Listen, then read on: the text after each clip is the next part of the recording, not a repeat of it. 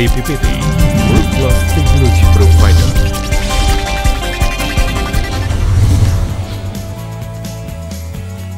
Selamat datang di BPPT World Class Technology Provider. Hingga kini, BPPT telah berdiri selama 33 tahun dan inilah gambaran sejarah BPPT secara umum.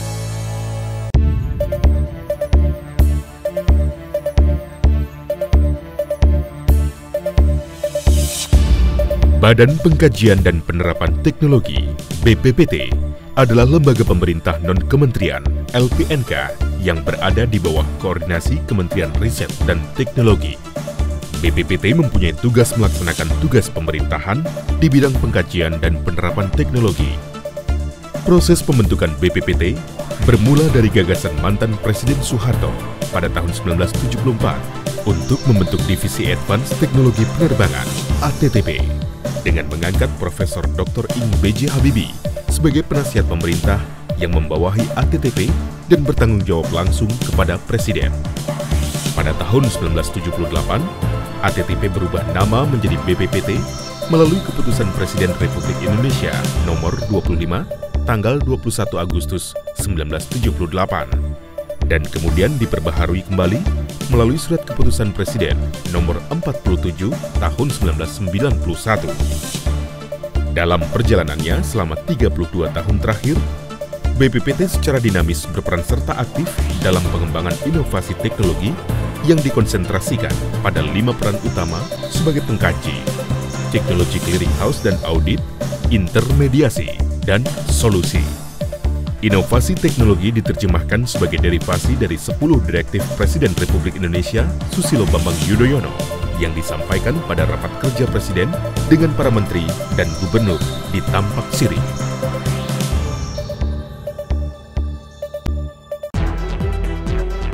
Dalam konteks peningkatan daya saing ekonomi nasional, diperlukan inovasi teknologi besar-besaran yang meliputi pembentukan klaster daerah untuk sektor UKM dan industri kreatif, pembentukan klaster nasional untuk revitalisasi industri strategis, pelaksanaan 7 program utama riset unggulan strategik, pengembangan pusat bisnis sains dan teknologi atau Science and Technology Park, penyediaan anggaran untuk kegiatan pengembangan inovasi, tagline visi sistem inovasi nasional yaitu Maritime Continent-Based Economy, dan memberi insentif perpajakan untuk kegiatan riset dan pengembangan. BPPT sepenuhnya mendukung direktif Presiden tersebut dan berkepentingan untuk menyelesaikan isu-isu yang terkait erat dengan tugas BPPT, yaitu ketahanan pangan dan air, ketahanan energi, daya saing ekonomi, dan green economy. Selain itu, BPPT juga secara konsisten terus mengembangkan berbagai produk unggul dan inovatif melalui program pengkajian dan penerapan teknologi dengan difokuskan pada 5 bidang teknologi meliputi bidang teknologi energi dan transportasi,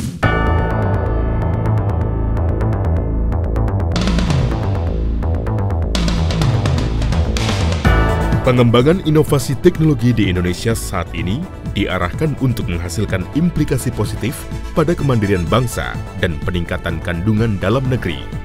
Kedua hal itu pula yang menjadi motivasi utama BPPT dalam melaksanakan kegiatannya.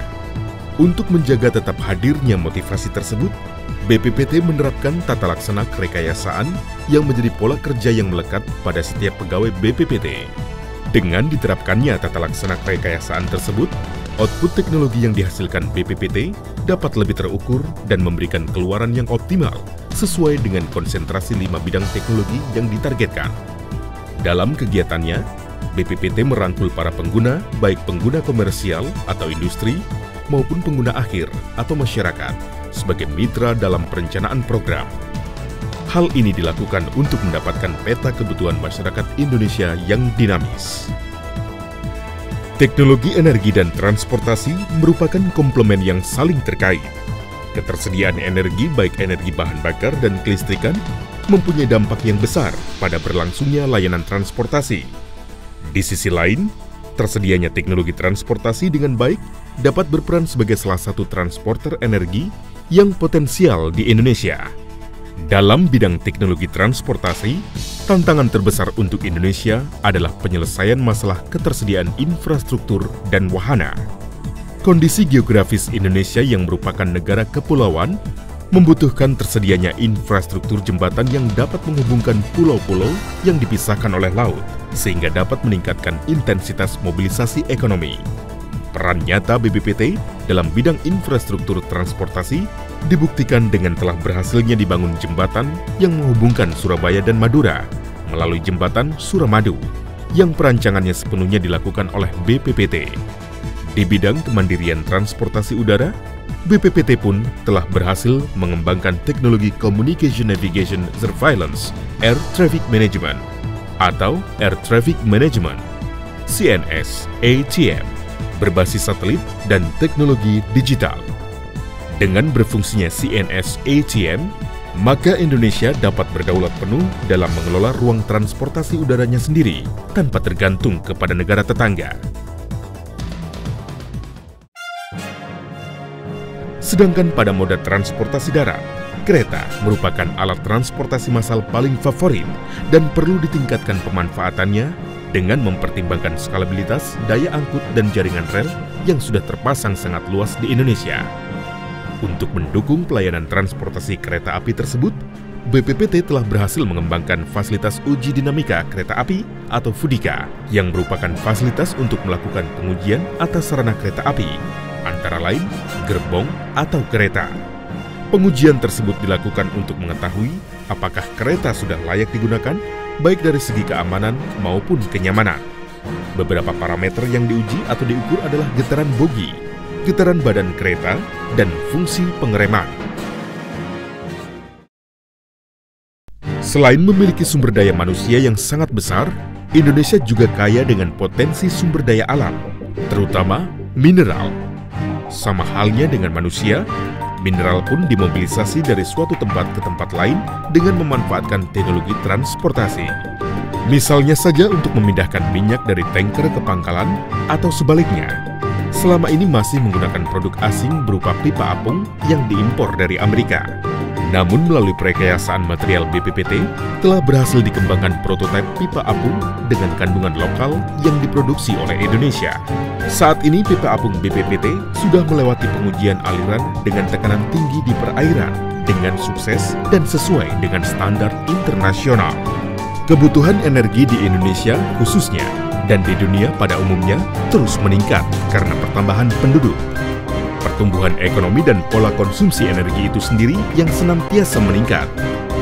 Sementara itu, energi fosil yang selama ini merupakan sumber energi utama, ketersediaannya sangat terbatas dan terus mengalami deplesi.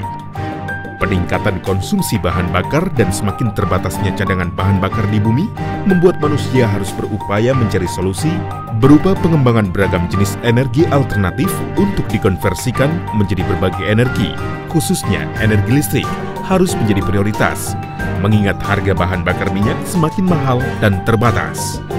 Listrik merupakan sumber energi yang mencakup seluruh aspek kehidupan. Tanpa listrik, maka aspek-aspek yang lain seperti aspek ekonomi, sosial, keamanan, dan pendidikan tidak akan berjalan dengan baik. Proses alam memerlukan waktu yang sangat lama untuk dapat kembali menyediakan energi fosil ini. Pertimbangan konservasi energi dan lingkungan hidup memang menuntut kita untuk segera dapat memanfaatkan energi terbarukan yang tersedia dengan murah dan lebih ramah lingkungan dibandingkan dengan energi fosil. Tetapi seperti kita ketahui, khususnya di Indonesia, pemanfaatan potensi energi terbarukan seperti air, angin, biomasa, panas bumi, surya dan samudera sampai saat ini masih belum optimal. Dalam konteks penyediaan sumber energi bahan bakar tersebut, BPPT telah berhasil mengembangkan teknologi produksi bioetanol, biofuel, generasi kedua yang ditunjang dengan engineering, konstruksi, dan komisioning pabrik biodiesel. Sedangkan dalam bidang teknologi energi kelistrikan, BPPT telah menghasilkan rancang bangun turbin 4MW. BPPT telah menghasilkan rancang bangun turbin 4MW.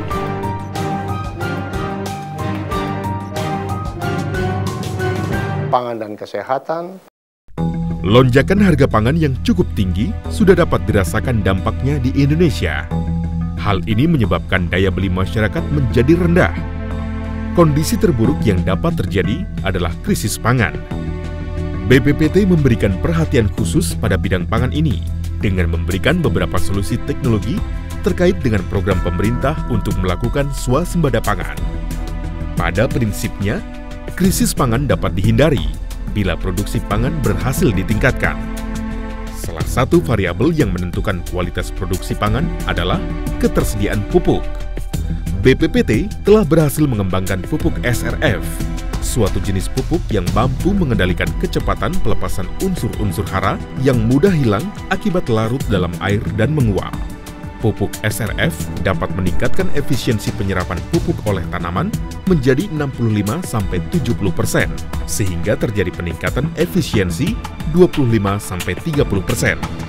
Efisiensi terutama terjadi pada penggunaan pupuk nitrogen atau urea. Pola konsumsi masyarakat Indonesia yang homogen dalam memilih pangan berbahan dasar beras dan gandum merupakan kondisi yang tidak dapat terhindarkan. Di sisi lain, berkembangnya pola hidup yang cepat saat ini menyebabkan masyarakat mencari produk cepat saji, antara lain produk mie instan berbahan baku terigu. Tahun 2008, impor terigu Indonesia mencapai sekitar 5 juta ton atau setara dengan 22,5 triliun rupiah. Kondisi ini diperkirakan akan terus meningkat seiring dengan bertambahnya penduduk dan beralihnya gaya hidup ke arah gaya hidup yang serba cepat. Ketidaksesuaian kondisi iklim, agroklimat, menyebabkan gandum sebagai bahan baku terigu tidak dapat dibudidayakan secara baik di Indonesia. Dalam rangka mengatasi permasalahan tersebut dan dalam rangka melaksanakan Peraturan Presiden Nomor 22 Tahun 2009 tentang kebijakan percepatan penganekaragaman konsumsi pangan berbasis sumber daya lokal, maka perlu dibuat mie yang berasal dari bahan baku lokal. Salah satu bahan baku lokal yang berpotensi sebagai bahan baku mie adalah sagu. Pada tahun 2010, BPPT melalui program insentif Ristek telah melakukan diseminasi pembuatan mie sagu dengan menggunakan teknologi extruder. Melalui rekayasa mesin ekstruder bertingkat, dikombinasikan proses pregelatinasi pati sagu pada tahap awal dengan kapasitas produksi 25–50 kg mie sagu per jam. BPPT telah membuktikan bahwa sagu dapat diubah menjadi mie yang berkualitas setara dengan mie berbahan baku terigu. Mie sagu ini berfungsi sebagai makanan mie alternatif yang tidak menggunakan bahan baku terigu impor. Kultur masyarakat Indonesia yang agraris memberikan warna unik pada kehidupan kesehariannya. Keyakinan terhadap khasiat obat-obatan herbal atau jamu telah diturunkan sejak generasi terdahulu. Sebagai komplement terhadap obat medis, jamu telah bertransformasi menjadi alternatif produk kesehatan yang semakin populer setelah melalui uji klinis dan dibuktikan khasiatnya. BPPT pun berkontribusi dalam pengembangan teknologi obat dengan mengembangkan mekanisasi pembuatan herbal yang sudah digunakan di industri jamu Indonesia dalam bentuk herbal crystallizer. Selain itu, BPPT pun telah berhasil melakukan pengembangan instrumentasi alat kesehatan yang juga sudah dimanfaatkan di layanan kesehatan medis berupa biosensor, USG, kursi roda elektronik, dan inkubator bayi. Peralatan kesehatan yang dikembangkan oleh BPPT dihasilkan dari kandungan lokal Indonesia, sehingga meminimalkan ketergantungan kepada produsen alat kesehatan asing. Teknologi informasi dan Hankam. Indonesia adalah negara dengan jumlah penduduk terbesar keempat di dunia, sebesar 238 juta lebih jiwa. Untuk dapat mengelola data kependudukan sebesar itu sangat sulit bila setiap penduduk tidak terdaftar di database kependudukan yang terintegrasi secara nasional. Dalam konteks penanganan data kependudukan tersebut, BPPT telah berhasil menyusun rekomendasi rancangan teknis konsolidasi database kependudukan nasional dan penerapan KTP berbasis NIK secara nasional yang dilengkapi dengan sidik jari dan chip. Rekomendasi tersebut dimanfaatkan oleh Kementerian Dalam Negeri dalam acuan untuk pemutakhiran data kependudukan. Manfaat yang lebih luas lagi dengan dapat terrealisasikannya penerapan iKTP, maka proses pemilihan umum di Indonesia akan dapat diselenggarakan dengan lebih baik, di mana tidak akan terjadi lagi duplikasi nama pemilih, atau didaftarkannya pemilih yang sudah pindah lokasi atau meninggal dunia. Keautentikan data dalam bidang teknologi informasi merupakan aspek yang krusial. Kemampuan sistem untuk berinteraksi dan menerjemahkan input data membutuhkan spesifikasi dan pengembangan perangkat lunak yang handal. Apalagi bila input data adalah suara manusia. BPPT melalui salah satu produk hasil kerekayasaan teknologi informasi telah berhasil mengembangkan sistem penerjemahan suara ke dalam tulisan dan menghasilkan output notulensi. Sistem ini disebut dengan perisalah. Syarat cukup berdirinya suatu negara adalah adanya wilayah, penduduk, dan pemerintahan. Namun selain itu, negara yang berdaulat juga harus memberikan jaminan keamanan kepada setiap warga negaranya. Kedaulatan negara dapat direfleksikan dari sejauh mana kapasitasnya dalam menguasai bidang pertahanan dan keamanan. Dalam konteks kemandirian alat utama sistem pertahanan, Indonesia tengah melakukan pembenahan dan pembaharuan. BPPT berupaya menjawab tantangan ini dengan melakukan pengembangan alutsista matra darat berupa Panzer 6x6WD, yang perancangannya dilakukan oleh BPPT, namun perakitannya dilakukan oleh industri. Pengawasan wilayah melalui udara juga merupakan domain Hankam yang menjadi perhatian BPPT. Dalam konteks ini, BPPT mengembangkan pesawat udara nirawak yang dilengkapi dengan kamera pengintai dan mampu terbang pada ketinggian 2.500 meter. Teknologi sumber daya alam dan kebencanaan dan sistem inovasi. Indonesia yang berada pada cincin api Pasifik dan Alpit memang sangat rentan mengalami gempa bumi dan letusan gunung berapi. Namun seperti negara-negara lainnya yang berada pada lintasan cincin tersebut, Indonesia memiliki kandungan sumber daya mineral yang sangat kaya. Kondisi tersebut difahami oleh BPPT sebagai suatu potensi yang dapat dieksplorasi dengan menggunakan pendekatan teknologi. Kegiatan BPPT dalam konteks ini meliputi survei sumber daya alam dan pemanfaatannya hingga upaya preventif dan mitigasi bencana alam. Dalam rangka membangun kemampuan nasional dalam eksplorasi minyak dan gas lepas pantai, BPPT melakukan kajian, modifikasi, dan melengkapi kapal survei yang awalnya diperuntukkan hanya untuk survei batimetri, pemetaan topografi bawah laut, menjadi kapal seismik untuk eksplorasi minyak dan gas lepas pantai.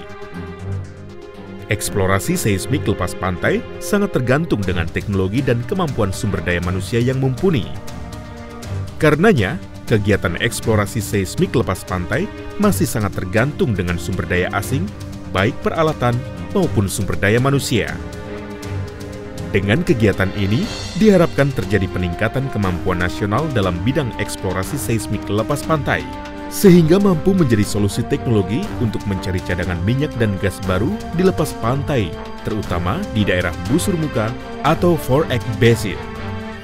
Selain bekerja sendiri, BPPT juga menjalin kerjasama dengan lembaga riset asing untuk melakukan kajian ekspedisi laut dalam. Dan sistem inovasi. BPPT melakukan fungsi audit teknologi sebagai bentuk layanan konsultasi untuk memberikan rekomendasi kepada masyarakat. BPPT telah melakukan beberapa audit teknologi terhadap tabung gas LPG 3 kg, investigasi kerusakan PLTG, kapasitas industri gula rafinasi, kinerja operasi lokomotif, diesel elektrik, dan kehandalan dan kinerja pembangkit listrik tenaga uap PLTU batubara. Berdasarkan karakteristiknya, pelayanan audit teknologi dapat bersifat periodik ataupun berdasarkan permintaan. Sebagai contoh, setelah jembatan Ampera di Palembang mengalami kebakaran, BPPT bekerja sama dengan pemerintah Provinsi Sumatera Selatan melakukan kegiatan kajian untuk mengetahui kondisi kekuatan struktur jembatan sehingga dapat ditentukan tindakan yang perlu dilakukan. Kegiatan kajian mencakup inspeksi visual, pengujian beton, pengujian baja, dan pengukuran lendutan. Selain melakukan layanan audit teknologi, BPPT juga melakukan pendampingan pengembangan usaha pada tenan yang akan menerapkan bisnis berbasis teknologi yang dimatangkan dalam inkubator teknologi.